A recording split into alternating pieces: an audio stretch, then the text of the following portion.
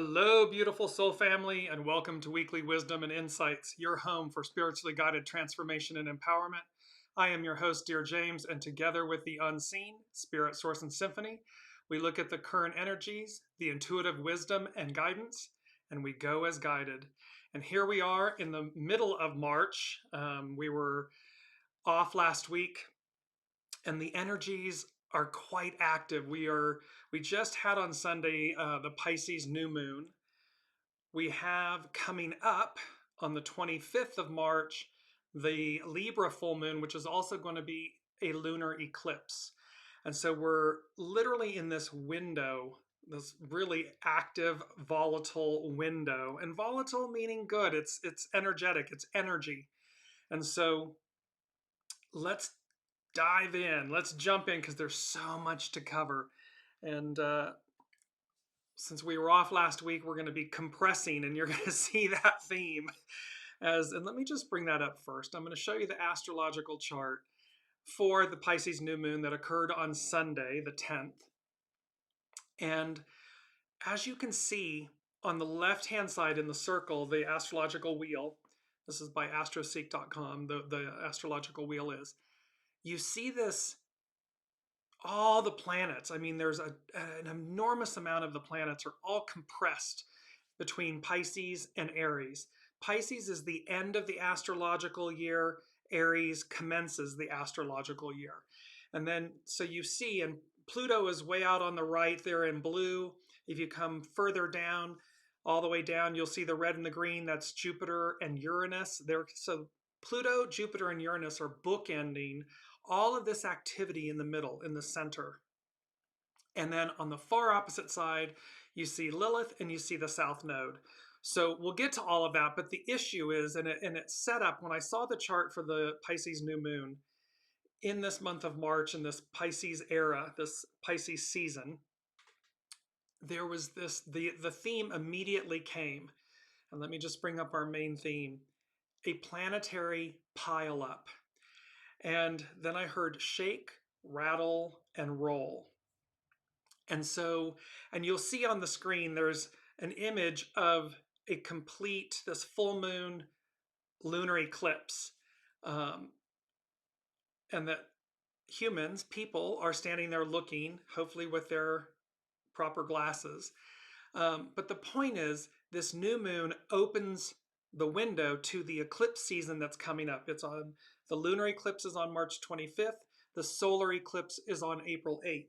So there's all of this planetary pileup, this energy. And a pileup is an accumulation, an increase in quantity, or cause something to increase in quantity. A group of people or things which have piled up on one another. So that's pileup, this planetary pileup, an accumulation. And then we have shake, rattle, and roll. And when I heard that, the shake, I heard, like, what I felt was seismic events, shake, seismic events, rattle, higher consciousness. It's going to be like shaking the roots, shaking the tree, this higher consciousness. And then the roll was about go with the flow. And so with our main theme of a planetary pileup, shake, rattle, and roll. And there's a lot you'll see with the Sabian symbols and that correspond to the astrology of the Pisces new moon. And I said to the unseen, what's the moral of the story? What is the actual message here? And it came, the main points is truth and action. This, and we'll see about truth and action, transparency, purity. And then they also said it's the future versus the past, success versus failure, new versus old, what we are releasing versus what we gain. And so that's the moral. The moral of the story is truth and action, future versus past, success versus failure, new versus old, what we're releasing versus what we're gaining. And so keep that in mind. Keep these morals of the story, of the energies this week in mind as we go through all this. And welcome, Olivia, as you're joining. Put a shout out in the comments, say hello. And remember to put your comments in. We'll incorporate them throughout the broadcast. And the first thing that the unseen said as we dive into all of this, and we're going to talk about Pisces season and the eclipse season and an aspect with Saturn and Ceres. But the first thing they said is actions speak louder than words, exclamation point. And here we have this overall moral of the story, truth and action. And let me just bring up we had this 2 weeks ago, but it's so appropriate for this week. And it's a verse from First John 3:18, and it says, "Dear children, let us not love with words or speech, but with actions and in truth." So there's this whole thing about it's not about lip service. It's not about passive aggressive. It's not about passive do nothing. It's about truth and action. And to be truthful means to be authentic. We've got to be authentic. It's not an alternate reality. It's not alternate facts. It's truth and action. And remember, the truth speaks for itself. So here the unseen is saying actions speak louder than words. And then they said, begin, pursue, act, renew. And so and what does that mean? In our individual lives, it's about taking stock. It's about taking responsibility. It's about being honest and truthful with ourselves and with others. And then taking each necessary step to effectuate, the joy, the outcome, the world we wish to be, to live in, to see. Truth and action. Because of this planetary pileup. So again, I'm going to bring this up really quickly. I'm going to keep bringing it up. But it's just to see all of these planets compressing. And of course, the fast moving ones, the moon has already moved on. It's in Taurus as of yesterday or today. Mercury is already in Aries, but you'll see that Venus just came in. So there's this planetary pileup, and Mars is going to follow right behind it because they're the interpersonal planets. So they move faster than the outer planets. But the point is that there's this pileup, there's this kind of convergence taking place. And let me just show you with the astrological influences. So on Sunday, we had the new moon, Pisces new moon at 20 degrees Pisces. Monday, Venus enters Pisces. And you're going to see this is where Venus is exalted, meaning she's in her home. She's in her home. It's like, and we'll come into that.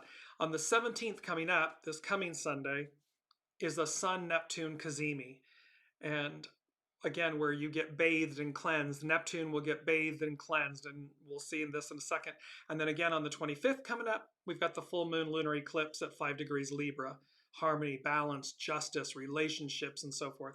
And then way out, we still have, on April 20th, we have that Jupiter conjunct Uranus moment, which is really great. So let's jump in then and look at, I'm going to bring up and share my screen with you all, and we're going to take a look at astrologer Chani Nicholas's, it's called The Weekly, issue number 8. And she is talking about, here we come up. And she says, Pisces season reflects a time when our defenses are weakened, when we are rendered more vulnerable, overextended, and hopefully a little more compassionate. Because Pisces melts away, it softens us. It's the gooey inside of us. And this is why she's saying we're weakened, our defenses are weakened because we become more vulnerable, meaning our soul self, more of ourself, compassionate. Pisces is the last sign of the zodiac. It is the end point before the wheel begins again. It is a cocktail of all that came before it and a kind of cosmic melting pot, because again, it completes the astrological year. On March 17th, one of the more important transits of this season will occur. The Sun and Neptune will meet up in the final degrees of this water sign to form what is called a CAZIMI. It's being in the heart of the Sun, in the heart of. Neptune is a planet of delusions, fantasies, ideals, divinity, intoxication, escapism, reverie, and bewilderment. Pisces is known for its boundarylessness, mysticism, and penchant for shape-shifting, evaporating, converging, feeling, crying, and waxing poetic. It wants to become one with something greater than itself and often attempts to do so by merging with everything around it. Wounds, worries, wonder, and all. You could say that Neptune and Pisces are a perfect match or an overindulgent one. So there's going to be a need here to remember that in our feelings, it's wonderful. We absolutely want to be in our feelings, to let our guard down, to truly be our authentic selves. At the same time, be mindful of overindulgence, of not taking things to an extreme, all in moderation. She goes on to say, Chani Nicholas goes on to say, moments in time that have a hefty Piscean signature, such as this week, often align with events that detail astounding altruism and loving kindness, but they can just as often align with confusion, burnout, deception, and sacrifice. It's like, which wolf are we feeding? That's the moral of this. It's a slippery setup which teaches us that little can be taken at face value and we need to prioritize our boundaries. So again, be mindful here of where we are giving away our power, or we too in our emotions and feelings that we are losing sense of ourselves and our ability to manage and take each next step. She says, a saving grace, Venus in Pisces. So Venus enters Pisces. On March 11th, 6 days before the Neptune CAZIMI, Venus will join the Sun, Saturn, and Neptune in Pisces. Because Venus governs beauty, art, culture, curation, love, relationships, and pleasure, and because Pisces is the sign of its exaltation, all things it represents are meant to be in superior prominence now. Venus in Pisces signals a time when love flows on tap. What an awesome, awesome, awesome thing. Think about love flows on tap. Oh, what the world needs now. Love, sweet love. I mean, it's that type of moment that is needed. This could sound like an incredibly insensitive prediction to give to a world that is ravaged by war, famine, genocide, and violence. But she also hopes that it can lift our spirits and direct our attention to the sweetness amid the bitter. Venus in Pisces heralds a time when the necessity of beauty, love, and connection and the healing power of art reigns supreme. So this is a supreme moment. Venus in Pisces, where the altruism, the purity, the truth, and the action that's required with that is present. It's on tap. It's accessible. And let me just go into the second thing that the unseen said, because with this, so Venus, Pisces, this love on tap and everything, and they said it's the song Bill Withers. It's the song "Ain't No Sunshine When She's Gone." And immediately, of course, I love the movie Notting Hill, and Julia Roberts, Hugh Grant. There's a scene in the movie where they have gone apart again, and he's walking through the market there in Notting Hill, and the song is playing in the background through the seasons. Ain't no sunshine when she's gone. The other thing that came with that is divine feminine, and then this image of Demeter and Persephone, and how when Hades captured Persephone, the daughter of Demeter, and took her to the underworld, that she was so filled with pain and she was morose, that it's why we have quote unquote fall and winter, because she stopped overseeing fertility and abundance and all of this. And so there was this message of, so Venus representing love and beauty and altruism and goodness and everything, ain't no sunshine when she's gone. And that there's no sunshine, and the divine feminine, representing the divine feminine, it does not mean solely the feminine, meaning women. It means the divine feminine aspect in all of us. When the divine feminine is absent in us, is degraded, diminished, ain't no sunshine when she's gone. And so, for all the men listening, for all the women listening, it's the divine feminine aspect. And because what the unseen was saying is that it represents hope, goodness, purity, love, fertility, abundance. And what the world needs most at this moment is the return of this divine feminine aspect within all of us, within the whole of the whole. So let's move forward to where I'm going to share my screen again, and we're going to go to Pam Youngin's North Point Journal, another wonderful astrologer.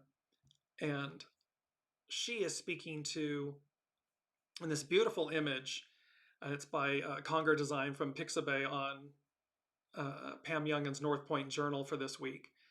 And she says, eclipse season. With the Pisces new moon behind us and a lunar eclipse full moon less than 2 weeks away, we are now at the entrance to eclipse season. During this 6-week portal, events and changes occur that bring our lives into stronger alignment with our soul's path and greater destiny. See, eclipses eclipse things out of our lives. They bring, so that we empty the vessel, we bring in the new. What we are releasing versus what we gain. And so, and this alignment with our true path and purpose, our destiny, and this truth and action, it's the way we get there. It's through truth and action. It's not through the shadow elements. It's not through lies and manipulations and delays and procrastinations. And, you know, if we want, when we want the life we want, we must earnestly seek it. We must earnestly, truthfully, earnestly act. And that's the way this all comes about. This is the way it merges. She goes on to talk about Saturn and Ceres, Saturn the great teacher. Saturn in Pisces is exactly sextile the dwarf planet Ceres in Capricorn this week. This very favorable influence is of special benefit during these times of uncertainty. It's influence and uncertainty because we're ending and beginning. You know, we are switching over both the astrological year and the great epic from Piscean to Aquarian, and then the astrological year. Its influence has been with us for at least a week, and will be strong throughout the coming week. Saturn is a responsible, realistic planet, while Ceres is named after the Earth Mother goddess and represents our capacity for nurturing and self-worth. When these two work together, there is a nice blending of archetypal, paternal, and maternal influences. See, divine masculine, divine feminine working together. This balance, harmony. So think again, we're coming up here with this Libra full moon. Balance, harmony, justice. We are able to attend to both the need to be self-sufficient and the need to have a support system. While the Saturn-Ceres sextile is in effect, we have the opportunity to establish a more stable emotional foundation for ourselves. This is going to be important. Emotional stability, emotional intelligence. It means we're invoking our soul source connection to navigate chaos, the storm, the transition. This influence also enables us to manage sensitive issues with more objectivity. To assist in this, we may want to create a routine that includes daily self-nurturing and time to connect to our essential self, especially if we have tended to be overly focused on work and outer world responsibilities. So if we're all in the ego mind personality, we need to rebalance. We've got to bring it back into harmony and create new routines in our day-to-day. And just the simplest thing, create new activities in our day-to-day. Shift one thing each day. Wake up differently. Do the first thing differently. Insert something into your day that pivots so that it alters and creates a daily self-nurturing regime. It doesn't have to be repetitive, meaning the same thing over and over again. Simply the act of creating anew each day becomes your mantra and your action, your regimen. The Saturn-Ceres aspect also gives us a better understanding and compassion for those who are struggling. It helps us support and care for others, but in a way that enables them to take ultimate responsibility for their own well-being. Any attempts to rescue someone or to take on their problems for them are not likely to have positive results. See, this isn't about being the hero. This isn't about saving someone else. That's an inside job. We're meant to show up and take action. We can assist, but from a way that empowers others, not that allows them to become dependent upon us. That's not the moral of the story. Truth and action is. So, shake, rattle, and roll is. Let's now move into. I want to bring up our mantra, and it's so beautiful. It's beautiful lion. Opposite Aquarius is Leo, and it's have courage and be kind. This is a theme throughout the most recent, I think, Disney Cinderella movie. This have courage and be kind. And there's such power in truth. And you see the lion, here, I mean, it's full regalia and yet completely composed and relaxed. It's the courage speaks for itself. It just is. And there's this be kind. See, it's not ferocious. It's not attacking. It's not devouring. And this is true of ourselves. Have courage and be kind. Because when we are sovereign, when we are in our sovereignty, connected to it, we don't need to yell and scream and intimidate and browbeat and oppress and suppress. It's bull. It's ego mind chatter. It demonstrates the shadow, the insecurities. And when we just are, it's so empowering. It's about surrender. When we're that surrendered, we're that empowered. Because that's an illusion. We see the illusion for what it is. And so we walk with grace. We walk with courage. We walk with kindness and strength. It just is. So it's a beautiful mantra for us this week. As we move, let's move into, put my specs back on, and we're going to move into the Sabian symbols. Sorry, I had a little mental glitch there. And let me just bring this up really quickly. Sorry. On the astrological influence, you see that the message is about reinvention. And reinvention is the act of producing something new based on something that already exists, or the new thing that is produced. So there's, again, with this planetary pileup, shake, rattle, and roll, truth and action, there's this reinvention, this act of producing something new based on something that already exists, reinventing ourselves, reinventing the world we live in, this reinvention. And so now let's move forward, and we'll see how this works with the Sabian symbols. Because the first symbol up, and you'd want to talk about a powerful symbol for reinvention. So on the astrological wheel, just show that really quickly, it's Pluto sitting up there at 1 degree Aquarius. The Sabian symbol is 2 degrees Aquarius. And so it says, an unexpected thunderstorm.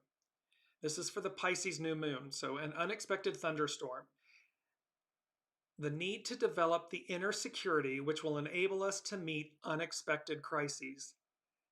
An interesting connection can be made between the symbols of Taurus 1 and 2 degrees, a clear mountain stream, and an electrical storm, and those for Aquarius 1 and 2. 270 degrees apart, a waning square in the terms of a cycle of relationships such as the astrological lunation cycle. In the first case, we deal with energies or activities that can be related to the natural development of the individual. But here, we are primarily concerned with social, collective processes and the function of the individual within them. Aquarius is we the people. And so it is how we as individuals, the I, it serves the we, is a part of the we. The symbol itself, an unexpected thunderstorm, could be given a very positive meaning in an arid environment. But the emphasis on unexpected tends to accent the sudden and dangerous character of the event. Such a thunderstorm in a region of dry hills can cause a devastating flood. At any rate, it refers to an event for which one is not prepared. A planetary pileup, shake, rattle, and roll. a menace to men's works, to humankind's works. This scene stresses the fact that nature may reduce to impermanence the seemingly most permanent endeavors and constructive activities of humankind. Under a downpour of rain, adobe brick can return to mud. All human institutions and their achievements can be washed away, even in their day of great glory. Dust you were, dust you must become. This is nature's challenge. So, to every individual, company, business owner, government, institution, the message here is about nature, unexpected events, impermanence. And remember to go roll, to go with the flow. Be proactive. Do not be set in your ways. Take stock. Look, because this is about reinvention. This is not about recreating the wheel. This is about dismantling it so that there's reinvention, there's renewal that's based on something that came before. But it's all about the new. It is not about maintaining the old. Old institutions, old structures, old foundations, old ways of thought. That's all over. The Piscean era is complete. It's over. It is the Aquarian age. This time for, because number 4, it's foundational. And they said, the unseen said, there's a mission, ... and we're on it. Success is assured. And then they reminded me of the image, and I'm bringing it up, of this accelerated blast off. So, and it's number 4, it's foundational from the unseen. So they're saying to us, there's a mission and we're on it. And this applies equally to our individual lives. So don't think for a second that, that here we are in our human flesh and bone bodies and everything, and that that's it. It's just our ego, mind, personality, our flesh and bone bodies and blood, and that's it. No, there's a higher hand. There is an entire unseen guiding us. There's a mission and we're on it, meaning they're with us. And so to invoke that, and that it's invoking an accelerated blast off, this leap year, this leaping forward, and how nature's challenge, this Sabian symbol, and it's Pluto. It's the French and American revolutions, the industrial revolutions. It's going to advance us in an accelerated way. With Mars, the next symbol is with Mars. A disappointed and disillusioned woman courageously faces a seemingly empty life. I love this symbol for the simple fact it's Mars, divine masculine, and it's talking about a disappointed and disillusioned woman courageously faces a seemingly empty life, meaning it looks as though, will the divine feminine's turn ever come? Will we ever rise to this state of Libran energy, justice, harmony, balance, and the rightful return of the divine feminine? The keynote for this is the capacity to meet emotionally upsetting experiences in human relationships with strength of character and personal integrity. So here again, that lion, have courage and be kind. Strength of character and personal integrity, truth and action. None of these messages are speaking to deception, illusion, nefarious actions. They're speaking about purity and truth, divinity.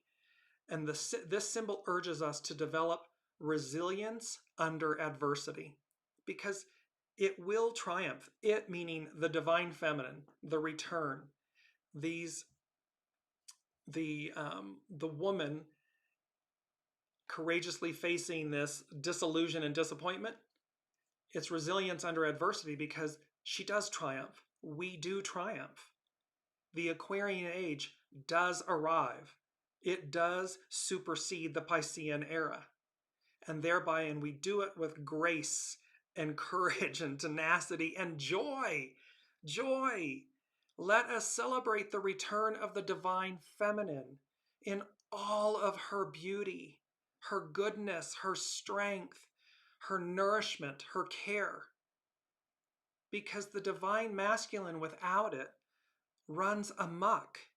It runs roughshod. It, it, it, it is not in its highest purity without her.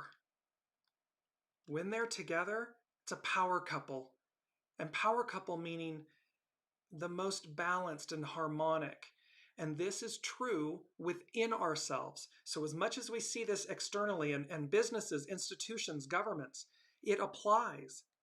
When we are harmonic like this, there's nothing that we cannot accomplish in the most positive, nurturing, beneficial way.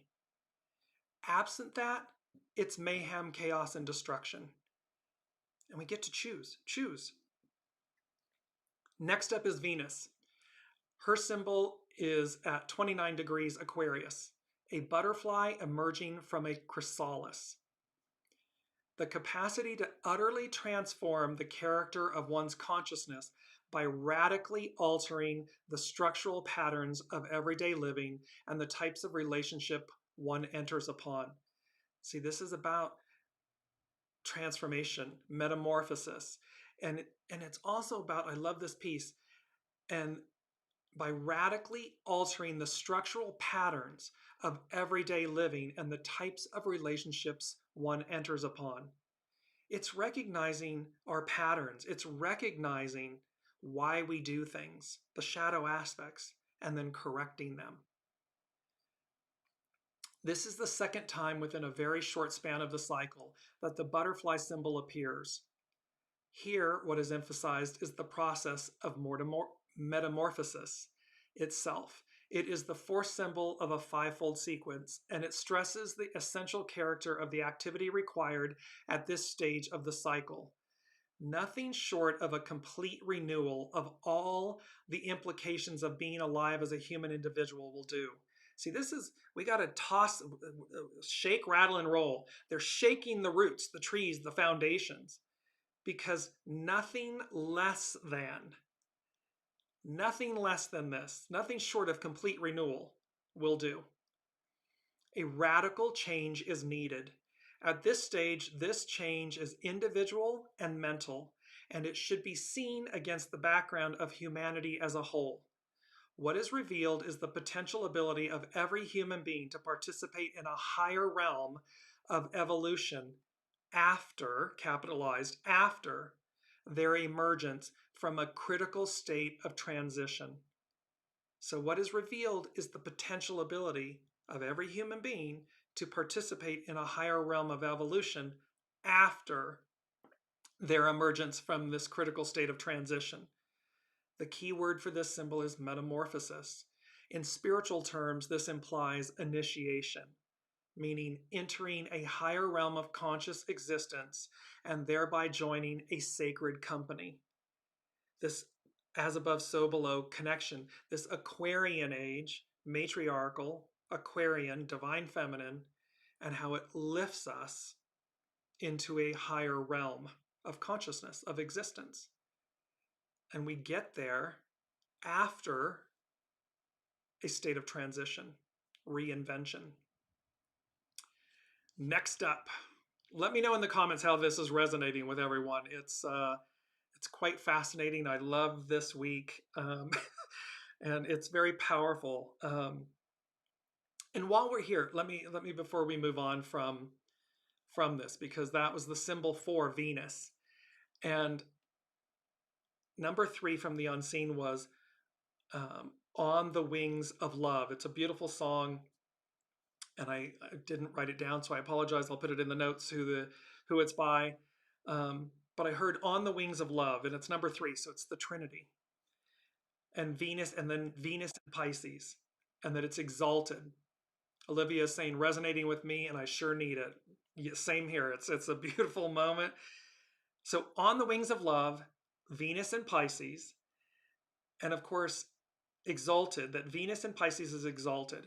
And it's at its highest, Venus is an indicator of spirituality and worldly wisdom. So when she's exalted in Pisces, it's an indicator of spirituality and worldly wisdom. And so it's this message of on the wings of love, only the two of us together flying high.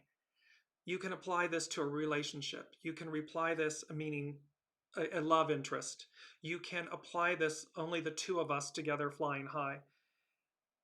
Also, in addition to, and perhaps more importantly, only the two of us, source, God, soul source, your soul and you, that relationship as well. On the wings of love, only the two of us together flying high.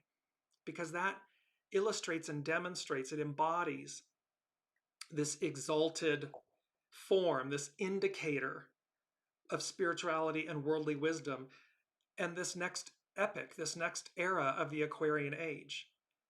It is literally, they're showing, it's like, it is as though we will be floating on clouds, on the wings of love. This higher, it's the ideal. The ideal becomes the new reality. We've talked about that a lot. It's the fact that love conquers all. Love is the root of all. And thereby, it's not airy-fairy. It's not BS. It's not, oh, that's not the way the real world works, Dearjames. No, that's the illusion. That's the illusion that we actually believe that it doesn't work that way. It does work that way. We just have to embody it, choose it, be it. Truth and action. Olivia saying, on the wings of a pure white dove, he sends his pure whole love from a movie, from above or from a movie. Yes, so you get the point, and I'll post the song in the comments on Facebook. On the Wings of Love. It's a beautiful, beautiful song, and it embodies this entire moment because the unseen, the cosmos, the astrology is speaking to this planetary pileup, shake, rattle, and roll. So seismic, shaking the tree, and going with the flow. Here's Saturn. So Saturn on our astrological chart is at 12 degrees Pisces. In the sanctuary of an occult brotherhood, newly initiated members are being examined and their character tested. The keynote is the ever-repeated challenge presented to the individual by the group in which they have claimed acceptance. The challenge to prove themselves and their ability to assume responsibility effectively. So we're a part of a group. The group is humanity. We're a part of the whole. We are part of the life force. And so here it's saying at any level of activity, sooner or later, life itself demands of the individual that he or she stand up clearly and unequivocally to the ideal they themselves have declared publicly their own. At the occult level, cult meaning wisdom, at the occult level, the testing seems to be controlled and irrevocable. The initiate has become a constituent part of an integrated field of mental, spiritual activity. They are therefore controlled by the structural order of the group. See, we've come in, we're born, we're a part of this constituent part of an integrated field. Here we are, 8 billion souls on the planet. They are no longer seeking. Having found their place, they must prove themselves able to fulfill the function associated with it. Soul purpose. Our purpose is greater than ourselves. They are no longer free as an individual, for they have become a part of an integral whole operating under structural principles of immense antiquity. See, this isn't about me, ego, mind, personality stuff. This is about being in service to our soul, that our purpose is greater than ourselves. And thereby, with that in mind, as the custodian, I'm the custodian of my life. I'm the custodian of my relationships, my interactions, my speech, my words, my actions, my thoughts, because it's greater than myself. And how does that then parlay into my destiny, my purpose? But it's not an ego, mind, personality driven purpose and destiny. It's a soul driven purpose and destiny. And this is Saturn, the symbol for Saturn, the great teacher. This second symbolic stage of unfoldment stands in contrast to the first in that the individual is now bound by collective laws and traditions. At a mundane political or business level, they are the junior executive incorporated into a hierarchical institution. They must at all times prove their worth. Qualification is the apt keyword. So we're always, Saturn is there testing us, teaching us, and testing us. Are you qualified? And remember, God doesn't call the qualified. He, she, they qualify the called. And so we've all been called. And so this is a message and a lesson in stepping out of our ego mind personalities, masks, identities, labels, all of this illusion and BS to stand in the purity of our truth, of our authentic nature, our soul, and say, okay, soul source connection, okay, God, okay, symphony, who am I? Allow me to connect that and lead with your soul. So this was this chart that we had here. Let me bring up the astrological chart, just showing you again. This is the Pisces new moon that happened on Sunday, the 10th of March. So here's the symbol for the moon and the sun. And it is Pisces 21 degrees. It says, under the watchful and kind eye of a Chinese servant, a girl caresses a little white lamb. The keynote is growth in consciousness in its earliest tactile awareness of the wonders of unsophisticated living. This symbol, as we get into it, is talking about a reinvention. It's talking about the new.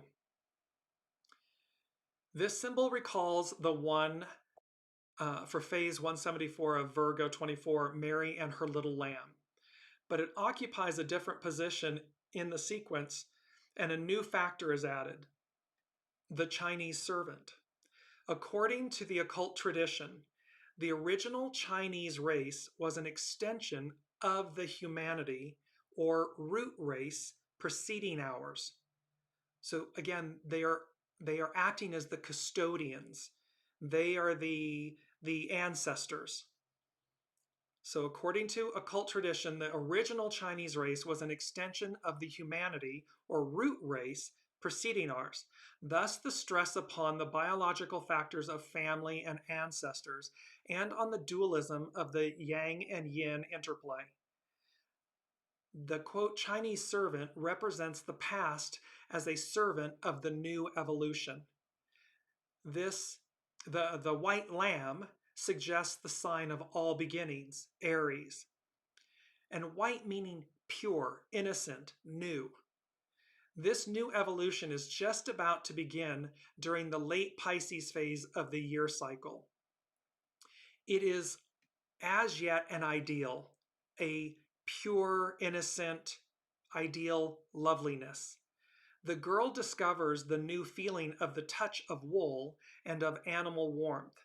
The preceding five-fold sequence began with a symbol suggesting the inspiring revelation of new truths or facts, which the creative person is seeking to formulate. It's a knowing, it's truth. Truth speaks for itself. It needs no explanation. It just comes in. It's true. It's apparent. It's self-evident. Now we witness another kind of discovery, a sensuously emotional discovery, perhaps a presentiment of the mother feeling. Divine Mother. This is it's a presentiment. It's just before it all happens. This symbol brings together past and future. Past versus future. Success versus failure. New versus old. What we are releasing versus what we will gain.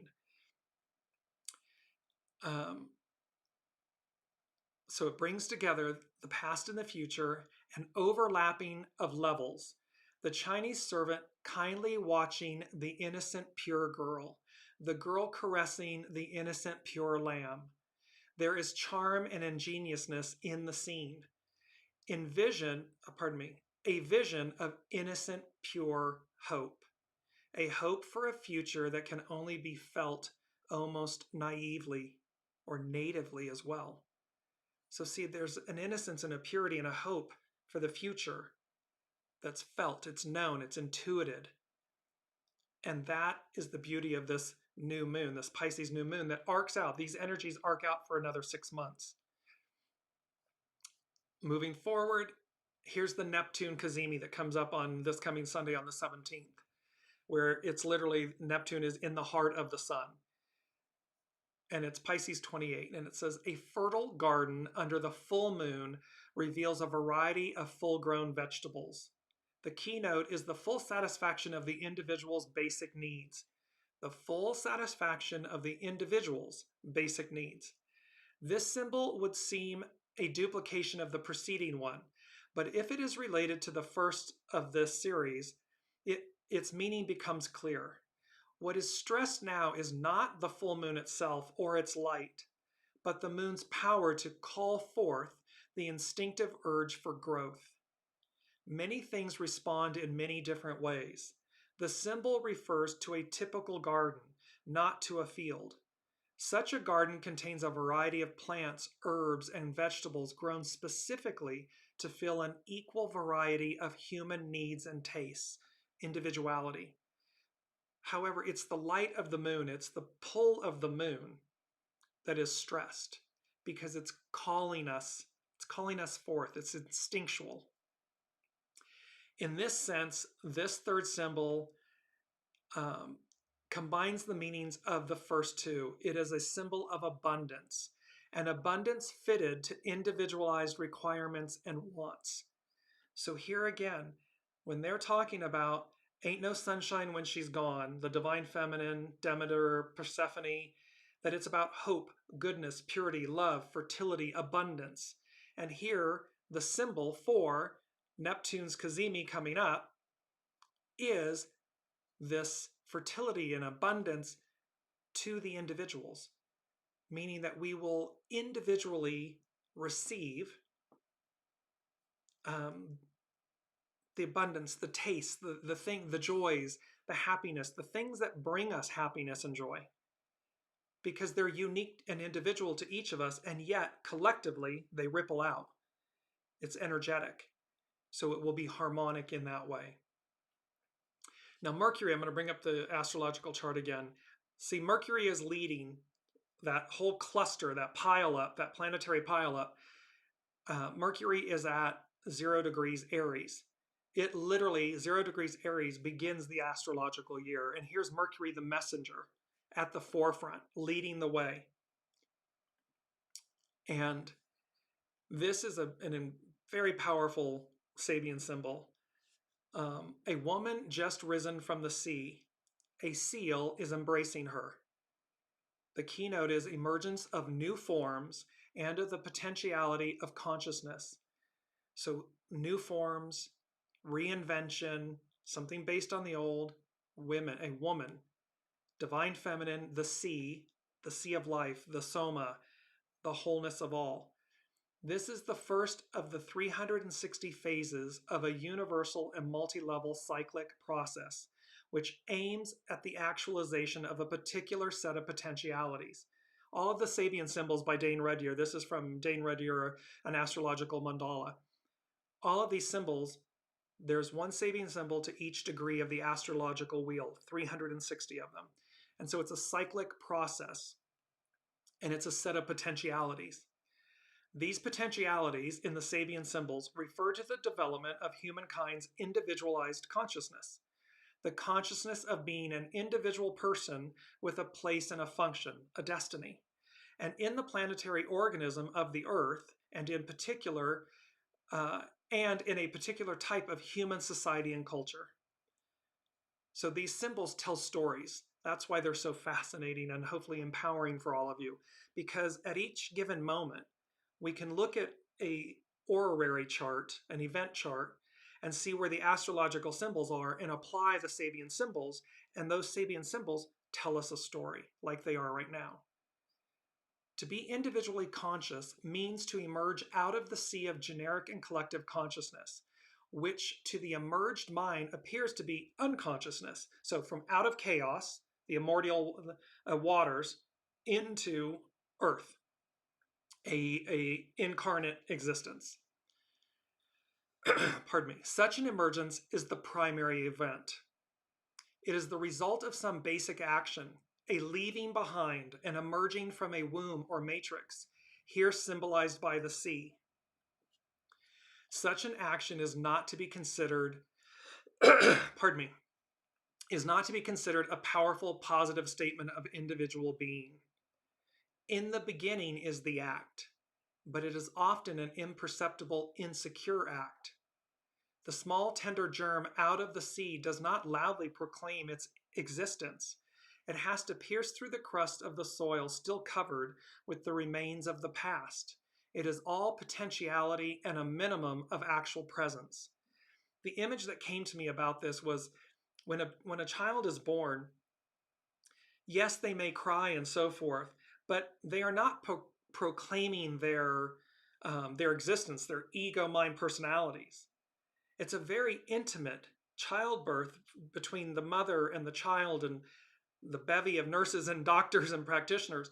It is a very um, intimate act, a vulnerable act, and a stressful act.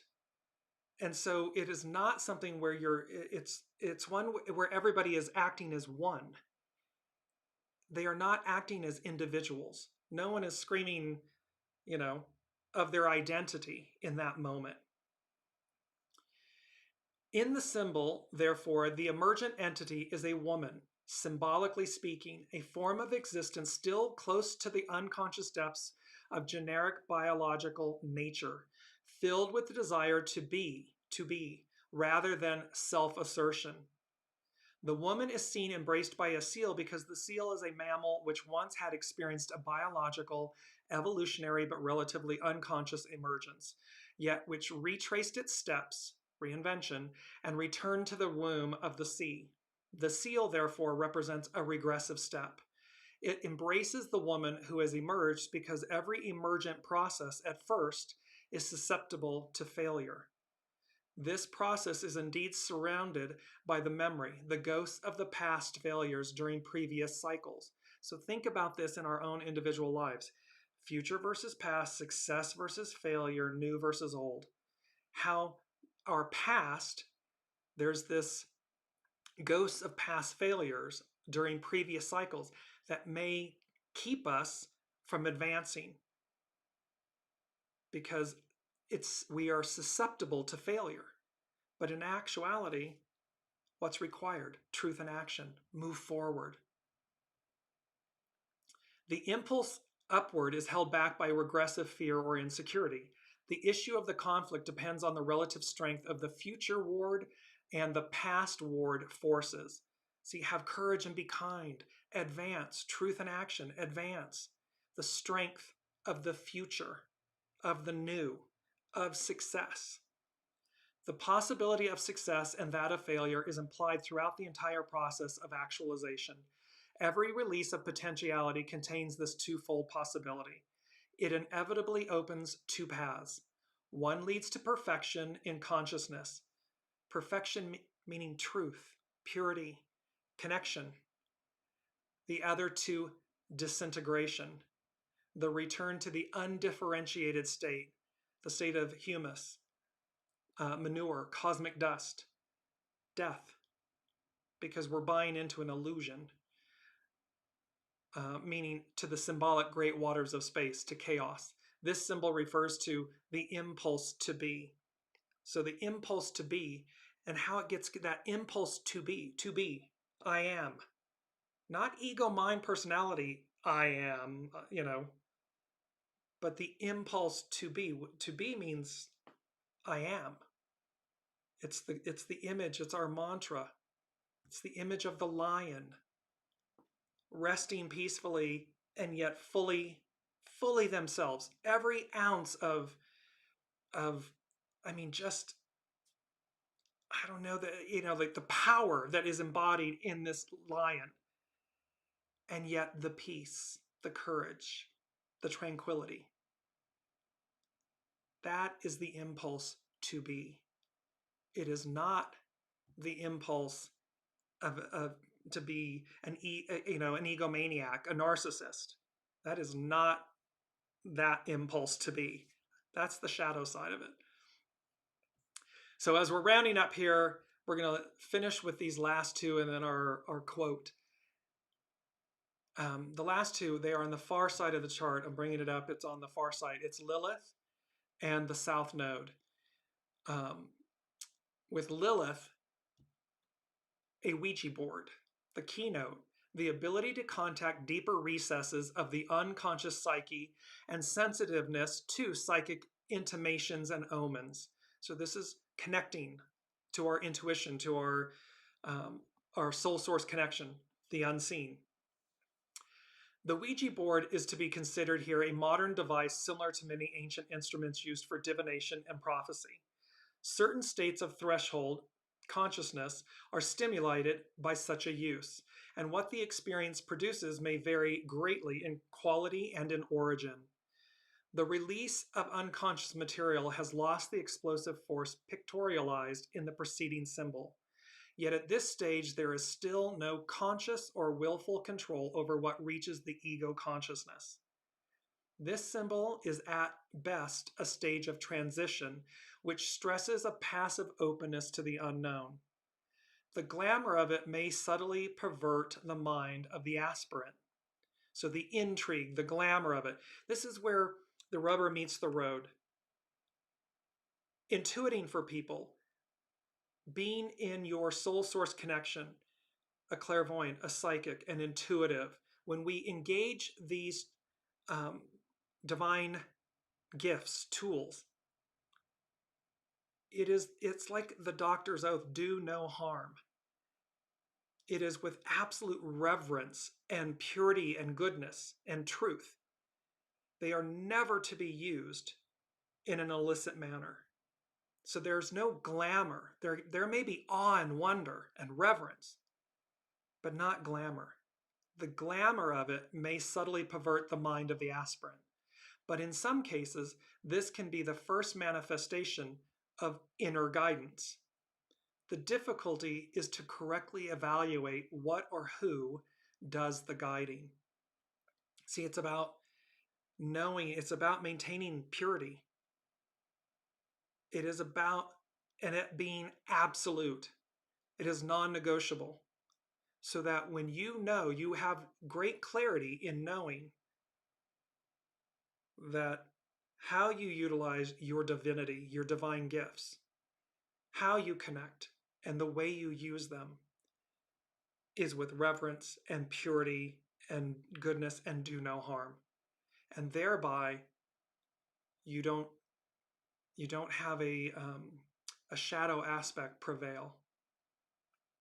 And last but not least, and we had this in a couple shows again, the South Node is holding at that degree. It's 18 degrees Libra, and it's the two men placed under arrest. A breakdown in the constructive relationship between the individual and society, and the expectable result. And at the end of the day, what this symbol speaks to is, and it says, negative as the image may seem, one may see implied in it the power in every individual to assume social risks to express their convictions or deepest desires. Nevertheless, one thing is needed, facing the consequences. So it says, while there is individuality and a healthy ego mind personality, however, when utilizing nefarious elements, oppressing, suppressing, lying, diminishing, all of these shadow aspects and elements, you may do so. However, know that you must face the consequences of that, because the actual symbol is two men placed under arrest, because it's a breakdown in the constructive relationship between an individual and society. Society functions properly because there is trust and truth and decency. Absent those things, it's just mayhem and chaos and anarchy. So these symbols, this Pisces new moon, to wrap this all up and put a big bow on it, these symbols are speaking to us about, and it's number 5 from the unseen, the age of Aquarius and the Tropic of Cancer. And the Tropic of Cancer, this is something very interesting, and this is from Ian Ridpath's, I'll post this. But in the Tropic of Cancer, there are particular stars, and there's a mass of stars. 2 of the stars are known as the asses, meaning the donkeys. And then there's this cluster of stars that's known as the manger. It harks back to, Master Jesus being born in a manger, riding into Jerusalem on a donkey, this kind of biblical narrative. And then the Tropic of Cancer is the latitude on Earth at which the sun appears overhead at noon on the summer solstice, June 21st. In the time, and it's about 23rd, it's the 23rd and point and a half lateral northerly circle of latitude. And it's also known as the Northern Tropic. But the point is, and they're saying, in the time of the ancient Greeks, the sun lay among the stars of Cancer on this date. But the wobble of the Earth on its axis, called precession, has since moved the summer solstice from Cancer through neighboring Gemini into Taurus. And here we are. So the summer solstice on June 21st will be in Taurus. This is where Jupiter and Uranus are, the great benefactor and the higher mind of Mercury, expect the unexpected. So here we have this age of Aquarius and the Tropic of Cancer. And what came with this is eternal spring. What the phrase that came was eternal spring. And so have this image. We're at the 23rd and a half latitude line around the top of the Earth, around the globe. It's the highest lateral latitude on the globe, north. So on the pinpoint of it. Imagine at some previous point in existence, this eternal spring. It's not summer, fall, winter, it's eternal spring, this perfect paradise. And then it had a double entendre meaning, because it was both about climate, eternal spring, a season, and living waters, eternal spring, like the living waters, soma, the life force. That's what this whole planetary pileup, shake, rattle, and roll, truth and action, all of it is ushering us in, leading us to this age of Aquarius and the Tropic of Cancer, this utopian state, this eternal spring, paradise, living the return of, when I say the return of living waters, the descent of the Holy Dove, the Holy Spirit, baptism by fire, renewal, reinvention. Last but not least, and we're closing it all out, is our beautiful quote. And I love this because we have used it before. It's just a beautiful reminder. Humankind has not woven the web of life. We are but one thread within it. Whatever we do to the web, we do to ourselves. And this is by Chief Seattle. So it's to remember, we are the guest at the table. We are not the master weaver. We are the guest. We are the custodian of this life experience. We are the custodian of the earth. And we are the custodian of one another. So with that, with this planetary pileup, shake, rattle, and roll, have courage and be kind. And we will see you next week as this all continues to unfold, because we are moving closer and closer to the eclipse season, the Mercury retrograde that has an interesting twist to it. It's kind of an April Fool's meets Christmas twist to it, and the Jupiter Uranus conjunction. Until next week, be well, everyone. Love you.